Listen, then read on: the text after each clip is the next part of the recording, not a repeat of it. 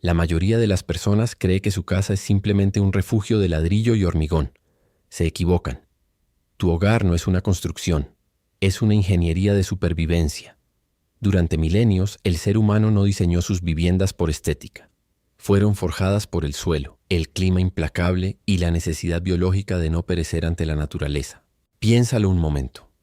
Cada cultura del planeta, sin comunicarse entre sí, llegó a soluciones arquitectónicas radicalmente distintas. No por capricho, sino porque el entorno lo exigía. El frío extremo, la lluvia torrencial, el calor devastador del desierto. Cada amenaza generó una respuesta constructiva diferente. Y lo más fascinante es que muchas de esas soluciones, desarrolladas hace siglos sin ingenieros ni ordenadores, siguen siendo superiores a lo que la arquitectura moderna puede ofrecer hoy.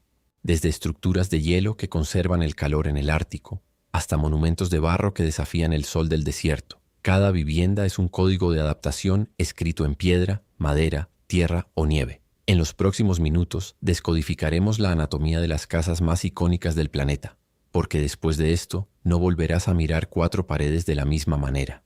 Empezamos con un monumento al ingenio humano en las condiciones más hostiles de la Tierra, el iglú. No te dejes engañar por su apariencia de simple bloque de nieve. Es una estructura de geometría catenaria, la misma curva matemática que utilizan los ingenieros modernos en puentes y cúpulas, diseñada para soportar vientos de más de 100 km por hora y temperaturas de 45 grados bajo cero.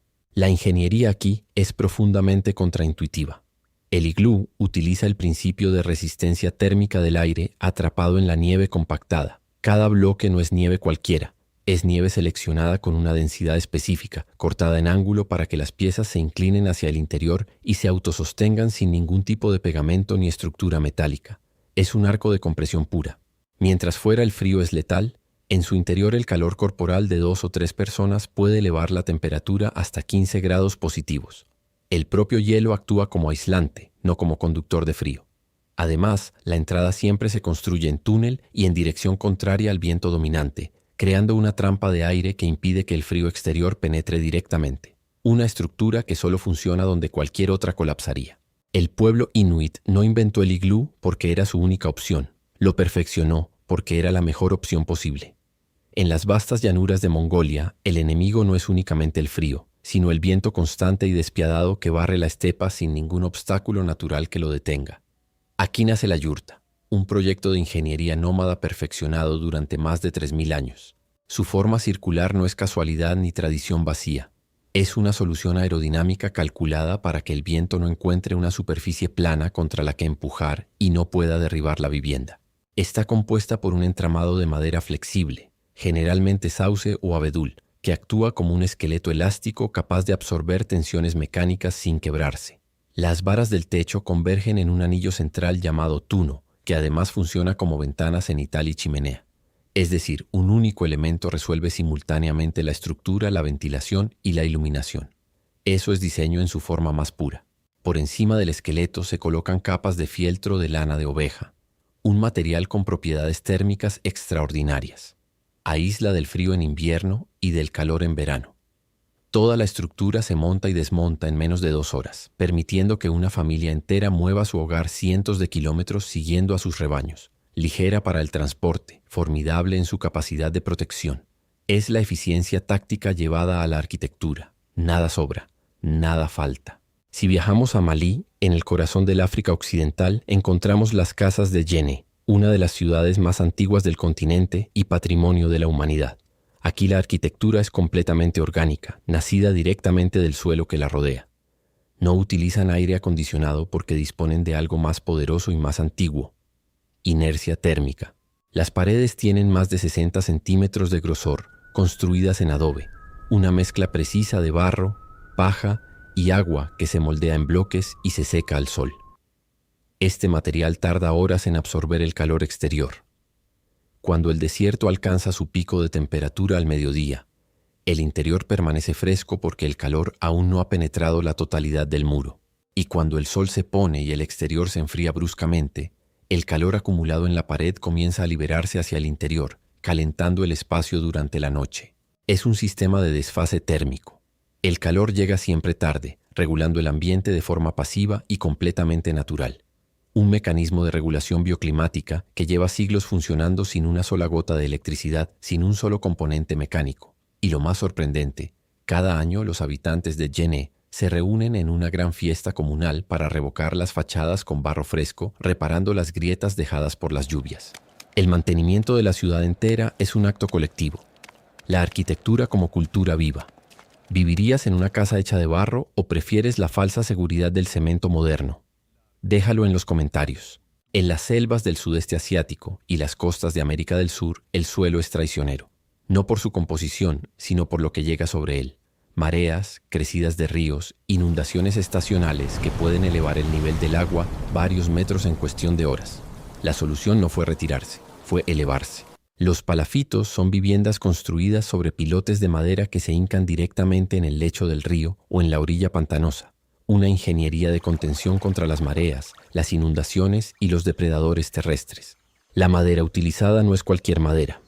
Pertenece a especies seleccionadas durante generaciones por su alta densidad y resistencia natural a la putrefacción. Maderas como el ironwood o el mangle, que en lugar de degradarse con la humedad constante, se endurecen con el tiempo. Los pilotes no se pudren, se petrifican. Algunas estructuras de palafitos en el sudeste asiático llevan más de 100 años en pie sobre el agua sin ningún tipo de mantenimiento industrial. El agua no destruye estas casas, simplemente pasa por debajo y la vida continúa sobre ella. Es una filosofía constructiva que acepta la naturaleza en lugar de combatirla, y esa aceptación es precisamente lo que garantiza su durabilidad. En China, la arquitectura no es solo refugio, es orden, jerarquía y declaración de poder. El Zhiheyuan es un conjunto de edificaciones dispuestas simétricamente alrededor de un patio central cerrado, una tipología que se repite desde las aldeas rurales hasta los hutongs de Pekín.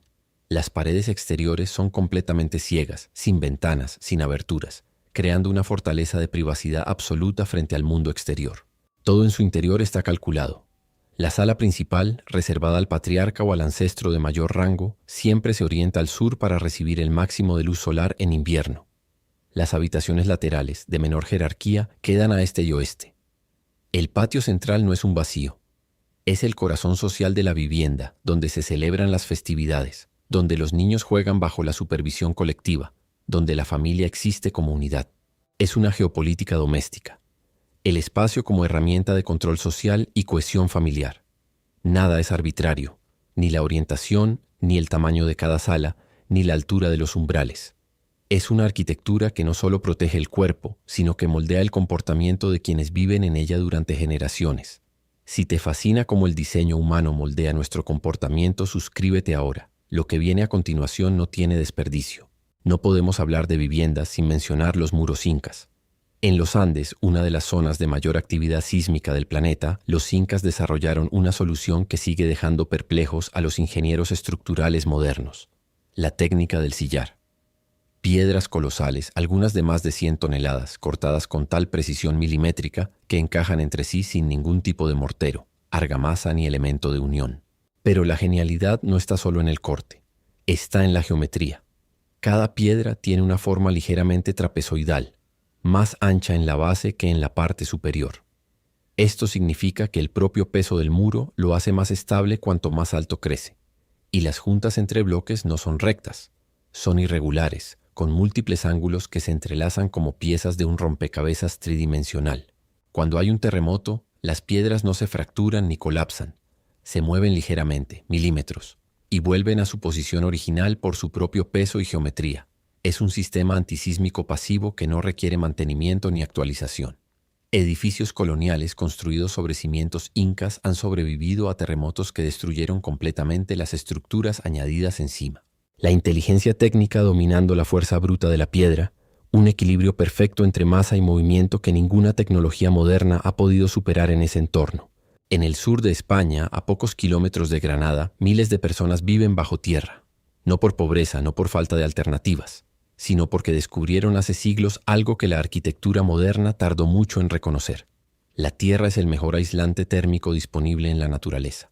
Las casas cueva de Guadix representan el punto más alto de la adaptación geotérmica pasiva. Al excavar directamente en la arcilla volcánica de la zona, un material extraordinariamente estable y fácil de trabajar, Se consigue una temperatura interior constante de entre 18 y 22 grados durante todo el año. No importa si fuera el termómetro marca 42 grados en agosto o si hay heladas en enero. El interior permanece en una franja térmica de confort absoluto sin calefacción, sin aire acondicionado, sin ningún gasto energético. Es una arquitectura de sustracción, no de adición. No se construye sobre el terreno, se extrae del terreno. No ocupa espacio en el horizonte ni altera el paisaje. Desde fuera solo se ven las chimeneas blancas asomando entre las colinas. Desde dentro son viviendas completamente modernas, con electricidad, cocinas equipadas, salones amplios, que funcionan con una eficiencia energética que ningún edificio convencional puede igualar. Hoy, con los costes energéticos disparados, las casas cueva de Guadix están siendo redescubiertas como el futuro de la arquitectura sostenible. Lo que parecía primitivo resulta ser visionario. Hemos recorrido el globo, del Ártico a los Andes, de las estepas de Mongolia a las cuevas de Granada. Y la conclusión es inapelable. La casa no es el lugar donde vives. Es el reflejo exacto del suelo que pisas, del clima que te rodea y de los problemas que tuviste que resolver para sobrevivir. El ser humano ha demostrado ser un ingeniero implacable. Sin universidades, sin software de simulación, sin materiales industriales, generaciones enteras de constructores anónimos perfeccionaron soluciones que los ingenieros del siglo XXI estudian con admiración. El iglú que desafía el Ártico, la yurta que doma la estepa, el adobe que regula el desierto, los palafitos que flotan sobre la selva, el sillar que baila con los terremotos, la cueva que estabiliza el clima con la masa de la tierra. Ninguna de estas viviendas fue diseñada en un despacho por vanidad estética. Todas fueron moldeadas por la presión implacable de la necesidad real. Y esa presión durante siglos produjo algo que el lujo moderno raramente consigue: perfección funcional. ¿Cuál de estas ingenierías te ha impresionado más? ¿La paradoja térmica del iglú, la danza sísmica de los incas o la estabilidad subterránea de Guadix? Comenta tu opinión porque te leo. Y si este recorrido por la arquitectura del mundo te ha dejado con ganas de más, tienes que ver lo que ocurre cuando el ser humano lleva la selección al límite absoluto. Haz clic aquí. Nos vemos en el siguiente nivel.